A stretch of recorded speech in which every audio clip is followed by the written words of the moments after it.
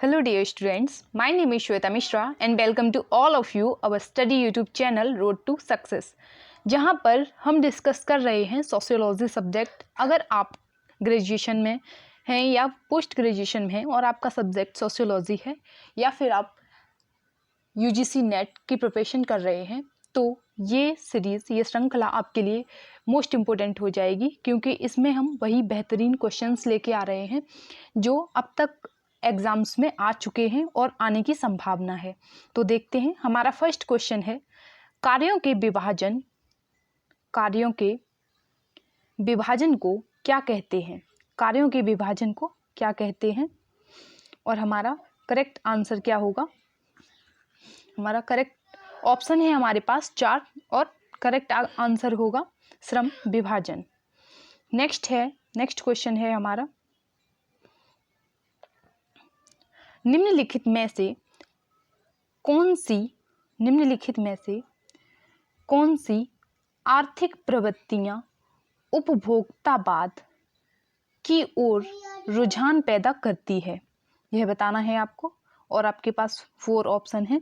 Option number ए है वस्तु विनिमय, ऑप्शन नंबर बी है बाजार, ऑप्शन नंबर सी है मिश्रित, ऑप्शन नंबर डी है संतुलित। तो करेक्ट आंसर बताना है आपको।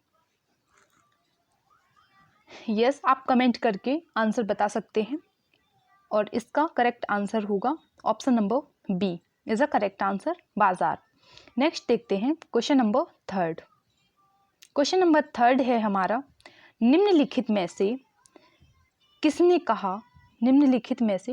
कहा मानव द्वारा वस्तुओं के और नियंत्रण के संदर्भ में संपत्ति की कल्पना की जानी चाहिए। 4 ऑप्शन है आपके पास और आपको option A B C D में से एक चुनना है, सही उत्तर करेक्ट आंसर देना है। तो क्वेश्चन नंबर थर्ड का करेक्ट आंसर होगा RH Louis is a correct answer. Next question है हमारा क्वेश्चन नंबर फोर्थ, किसने कहा था कि जननांकी जनसंख्या के आकार, भौगोलिक वितरण, गठन परिवर्तन तथा जन्म दर, मृत्यु दर, प्रादेशिक गमन एवं सामाजिक गतिशीलता के रूप में जाने वाले कारकों का अध्ययन करता है। एंड 4 ऑप्शन है आपके पास, option number A, option number B, C and D. Correct answer क्या है वह बताना है आपको। एंड क्वेश्चन नंबर फोर्थ का करेक्ट आंसर होगा option number A is a correct answer, Harjer and Duncan is a correct answer. Next है question number fifth.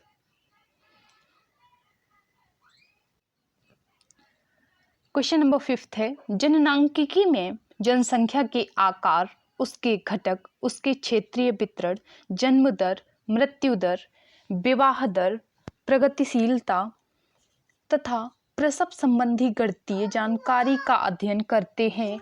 यह परिभाषा किसकी है। क्वेश्चन नंबर फिफ्थ का करेक्ट आंसर होगा ऑप्शन नंबर सी, DJ ब्रूज। नेक्स्ट क्वेश्चन है हमारा क्वेश्चन नंबर 6, जाति और वर्ग में मुख्य भेद है, यह बताना है आपको कि जाति और वर्ग में मुख्य भेद क्या है। 4 ऑप्शन है, ऑप्शन करेक्ट आंसर क्या होगा यह बताना है आपको। क्वेश्चन नंबर 6 का करेक्ट आंसर होगा ऑप्शन नंबर डी, जाति के मामले में व्यक्ति को सर्वाधिक हानि उठानी पड़ती है जबकि वर्ग में ऐसा नहीं होता। नेक्स्ट क्वेश्चन है क्वेश्चन नंबर 7, मार्क्स के अनुसार कृषक वर्ग क्रांतिकारी वर्ग नहीं हो सकता, क्योंकि यह बताना है आपको क्यों नहीं हो सकता। ऑप्शन ए है क्योंकि वह संपत्ति का स्वामी है, ऑप्शन बी है वह गरीब है, ऑप्शन नंबर सी है वह भौगोलिक दृष्टि से बिखरा है, ऑप्शन नंबर डी है उसका दृष्टिकोण पारस्परिक है। तो 4 ऑप्शन है, करेक्ट आंसर बताना है आपको।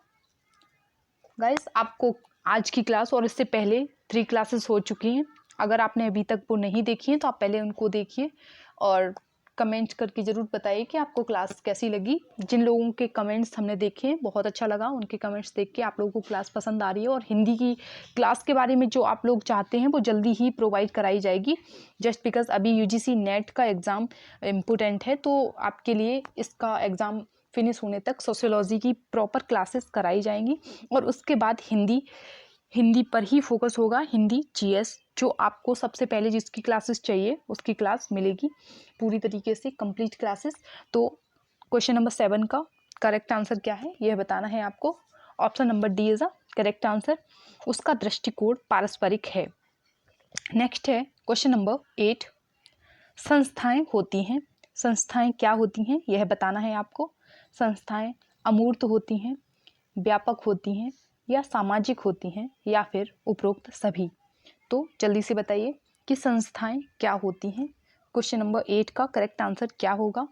तो क्वेश्चन नंबर 8 का करेक्ट आंसर होगा उपरोक्त सभी, यानी कि option number D is a correct answer. Next है हमारा question number 9।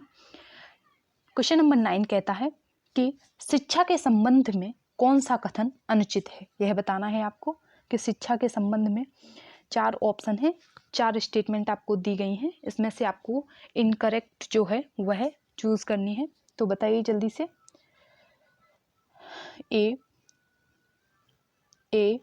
B C D इनमें से कौन सी इनकरेक्ट होगी, जो आपका करेक्ट आंसर हो जाएगा। क्वेश्चन नंबर 9 का करेक्ट आंसर होगा शिक्षा अध्ययन का ही दूसरा नाम है। ये जो स्टेटमेंट है ये गलत है, बाकी की तीनों सही हैं। एक बार देखते हैं कि शिक्षा के संबंध में कौन कौन से कथन सत्य हैं। शिक्षा व्यक्ति का विकास करती है, यह सही है। शिक्षा एक गत्यात्मक प्रक्रिया है, यह सही है। शिक्षा आंतरिक शक्तियों का विकास करती है, यह भी सही है। तो नेक्स्ट देखते हैं क्वेश्चन नंबर 10।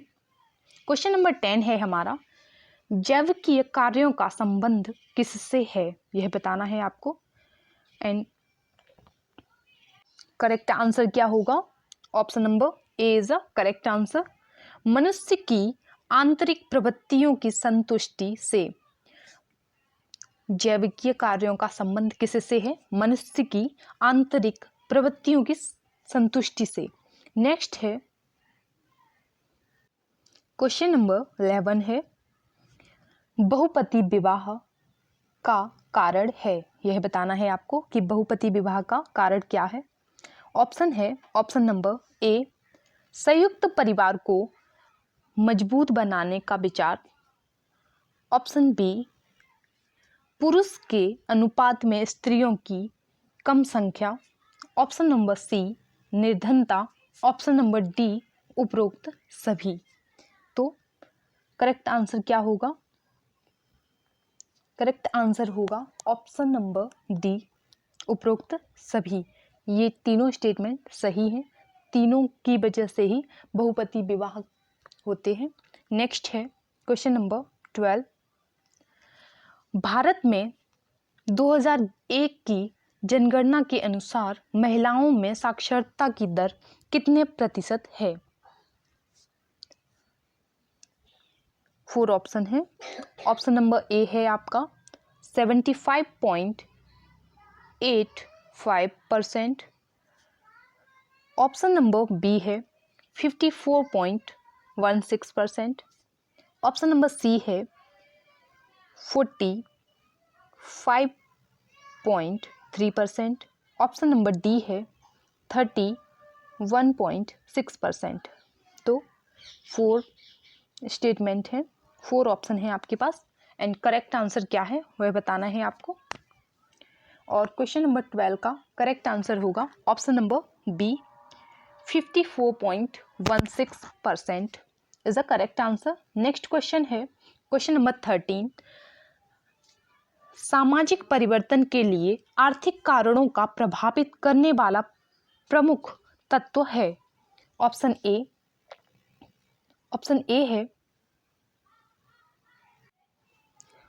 ए है उपभोग की प्रवृत्ति। ऑप्शन बी है उत्पादन का स्वरूप। ऑप्शन सी है आर्थिक नीतियाँ और ऑप्शन डी है उपरोक्त सभी। तो आपका करेक्ट आंसर क्या हो जाएगा? आर्थिक नीतियाँ। नेक्स्ट है क्वेश्चन नंबर 14। क्वेश्चन नंबर 14 क्या कहता है, देखते हैं। भारत में किस प्रकार के परिवारों की संख्या अधिक है, यह बताना है आपको। तो करेक्ट आंसर हो जाएगा पितृ सत्तात्मक is a correct answer. Next है क्वेश्चन नंबर 15। धर्म के साथ गहराई से जुड़ा हुआ तत्व कौन सा है? ऑप्शन ए है आपका भय, ऑप्शन बी है मूल्य, ऑप्शन सी है सार्वभौमिकता और ऑप्शन डी है विश्वास। करेक्ट आंसर क्या होगा? करेक्ट आंसर होगा ऑप्शन नंबर ए भय। धर्म के साथ गहराई से जो जुड़ा हुआ है वह है भय। नेक्स्ट है क्वेश्चन नंबर 16। निम्न प्रकार के विवाह में से देवर विवाह कौन सा विवाह है, यह बताना है।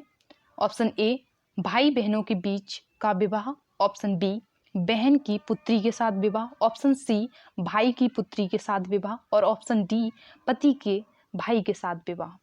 तो करेक्ट आंसर हो जाएगा आपका पति के भाई के साथ विवाह is the correct answer, option number D. Next है क्वेश्चन नंबर 17। क्वेश्चन नंबर 17 कहता है लोगों के केंद्रीय नगरों के आस पड़ोस के क्षेत्र में लघु समुदायों में रहने के लिए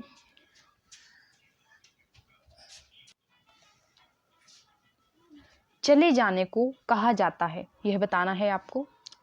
तो करेक्ट आंसर होगा आपका उपनगरीयकरण। नेक्स्ट है क्वेश्चन नंबर 18।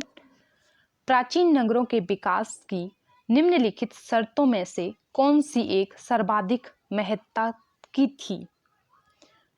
4 ऑप्शन है। ऑप्शन नंबर ए है जनसंख्या में वृद्धि, ऑप्शन नंबर बी है प्रौद्योगिकी नवाचार, ऑप्शन सी है नवीन व्यापारों का आविष्कार और ऑप्शन डी है इनमें से कोई नहीं। करेक्ट आंसर क्या है यह बताना है आपको। तो क्वेश्चन नंबर 18 का करेक्ट आंसर होगा option number B is the correct answer, प्रौद्योगिकी नवाचार। नेक्स्ट है क्वेश्चन नंबर 19। हिंदू विधवा पुनर्विवाह अधिनियम किस वर्ष पारित हुआ, यह बताना है आपको। आपको डेट दी गई है। क्वेश्चन नंबर 19 का करेक्ट आंसर क्या होगा? Option number B 1856 1856 is the correct answer. Next है क्वेश्चन नंबर 20। मात्र पक्ष की ओर कितनी पीढ़ियों तक के सदस्यों में विवाह संबंध निषिद्ध है, यह बताना है आपको। 4 ऑप्शन है। 5 पीढ़ी तक, ऑप्शन ए, ऑप्शन बी 6 पीढ़ी तक, ऑप्शन सी 7 पीढ़ी तक, ऑप्शन डी 8 पीढ़ी तक and option A is a correct answer. And यहाँ पर आज हमारे 20 क्वेश्चन कवर हो गए हैं। तो इसी के साथ में हमें दीजिए इजाज़त, फिर से लौटेंगे एक नए सेशन के साथ इसी सब्जेक्ट को आगे बढ़ाते हुए। अगर आपको क्लास पसंद आई हो तो आप प्लीज़ लाइक कीजिए, चैनल को सब्सक्राइब कीजिए, बेल आइकन प्रेस कर लीजिए ताकि नेक्स्ट क्लास का नोटिफिकेशन आपको मिल सके। और कोई भी कमेंट हो आपकी, कोई भी क्वेरी हो आपकी तो आप हमें कमेंट कर सकते हैं। कुछ और पढ़ना हो आपको या फिर कोई और क्वेरी हो आपकी तो आप प्लीज़ कमेंट कीजिए। और इसी के साथ में thank you for watching, bye bye and take care.